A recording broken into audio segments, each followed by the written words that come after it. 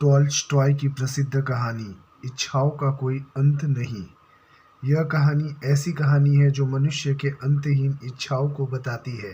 कहानी की शुरुआत ऐसे होती है कि एक बार एक सन्यासी एक आदमी के घर मेहमान बनकर आता है। सन्यासी का आदर सत्कार होता है। जब रात हो जाती है तो खाना खाने के बाद तो वे एक दूसरे से बातें करने लगते हैं। बातों ही बातों में सन्यासी उस आदमी से पूछता है कि तुम अपने जीवन यापन के किए क्या करते हो। वह आदमी बोलता है, मैं छोटी मोटी खेती करता हूँ। सन्यासी आदमी से बोलता है, तुम यहाँ पर छोटी मोटी खेती कर रहे हो, तुम साइबेरिया क्यों नहीं चले जाते। वहाँ तो ज़मीन इतनी सस्ती है कि एक तरह से मुफ्त में मिलती है। तुम यहाँ पर ज़मीन जायदाद बेचो और वहीं चले जाओ। वहाँ पर हजारों एकड़ ज़मीन तुम्हें सस्ती मिल जाएगी और वहाँ के लोग भी इतने सीधे साधे हैं कि वे मुफ्त में तुम्हें ज़मीन दे देते हैं। वो इंसान रात भर सोचता रहा और उसने निर्णय किया कि वह साइबेरिया जाएगा, कि किसी को मुफ्त का धन बुरा लगता है। अगले ही दिन वह सारा ज़मीन जायदाद बेचकर साइबेरिया की तरफ चल पड़ा। वहाँ पहुँचा तो पता चला जो सन्यासी ने जो बात बोली थी वो सच थी। उसने वहाँ के लोगों से पूछा कि यहाँ पर मैं ज़मीन खरीदना चाहता हूँ। वहाँ के लोगों ने बोला कि जितना भी तुम पैसे लेकर आए हो वो हमारे पास रख दो, कल तुम सुबह इस जगह पर आना।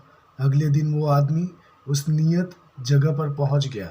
वहाँ के लोगों ने उससे बोला कि तुम्हारे लिए यह सुनहरा अवसर है, ये पूरी ज़मीन तुम्हारी हो सकती है, लेकिन शर्त यह है कि सूरज उगते ही तुम्हें अपनी यात्रा शुरू करनी है और शाम को सूरज डूबने से पहले वापस उस जगह पहुंच जाना है जहां से तुमने यात्रा शुरुआत की थी। जितनी ज़मीन तुम यात्रा करके घेर लोगे उतनी ज़मीन तुम्हारी हो जाएगी। रात भर वो आदमी सो न सका। रात भर वो योजनाएं बनाता रहा कि कल मैं कितना ज़मीन घेरूंगा। सुबह होते ही सारे गांव की भीड़ इकट्ठा हो गई। सूरज जैसे उगा वह आदमी चलना शुरू किया। कुछ दूर चलने के बाद वह दौड़ने लगा। वह रास्ते के लिए अपने साथ खाना पानी सब इंतजाम कर रखा था। उसने निर्णय कर रखा था कि आज मुझे रुकना नहीं है, बस दौड़ना है। वह दौड़ते चला जा रहा था। उसने सोचा कि 12 बजे के बाद से वापस आना शुरू करूँगा, लेकिन जब 12 बज गए तो उसने देखा कि उससे भी ज़्यादा उपजाऊ ज़मीन तो आगे और पड़ी हुई है। उसने सोचा और ज़मीन घेर लेता हूँ। अभी तक उसने खाना भी नहीं खाया था। उसने सोचा कि खाना खाने में समय बर्बाद करे।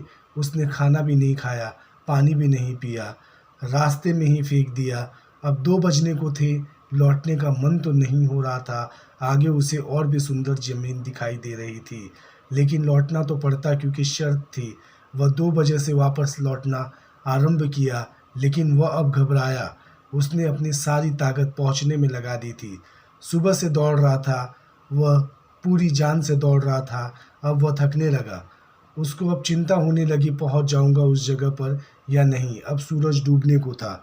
वह अपने मंजिल से ज़्यादा दूर नहीं था।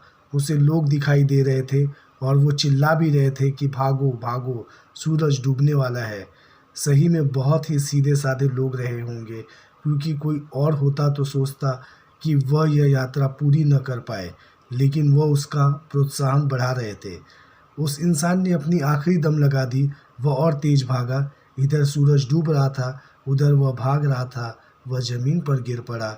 सूरज की आखिरी कोर क्षितिज पर रह गई थी। वह अपने शरीर को घसीटते हुए आगे बढ़ने लगा, लेकिन जैसे ही वह उस जगह पर पहुंचा, वहां सूरज डूबा और वहीं पर उसने दम तोड़ दिया। सारे गांव के लोग, जिन्हें वह सीधे साधे लोग समझता था, वे हंस रहे थे। वे एक दूसरे से बात करने लगे, यहाँ तो हर दिन ऐसे पागल लोग आते रहते हैं, यह कोई अपवाद नहीं। यहाँ आज तक कोई ऐसा आदमी नहीं आया है जो इस ज़मीन का मालिक बन सके। सीख, यह कहानी हमारी कहानी है, हमारी ज़िंदगी की कहानी है, हम सब की ज़िंदगी की कहानी है। यही तो हम कर रहे हैं, दौड़ रहे हैं। और कितनी ज़मीन घेर ले, कितना पैसा इकट्ठा कर ले, 12 भी बज जाते हैं, दोपहर भी आ जाती है, लौटने का भी समय होने लगता है, मगर हम सोचते हैं थोड़ा और दौड़ ले। न हमें खाने की फ़िक्र है, न प्यास की फ़िक्र है। हमारे पास जीने का समय कहाँ है? ज़िंदगी मिली है जीने के लिए और हम हैं केवल पैसे इकट्ठा करने में ही लगे हैं। गरीब मर जाते हैं भूखे और अमीर मर जाते हैं भूखे। यहाँ कभी कोई नहीं जी पाता।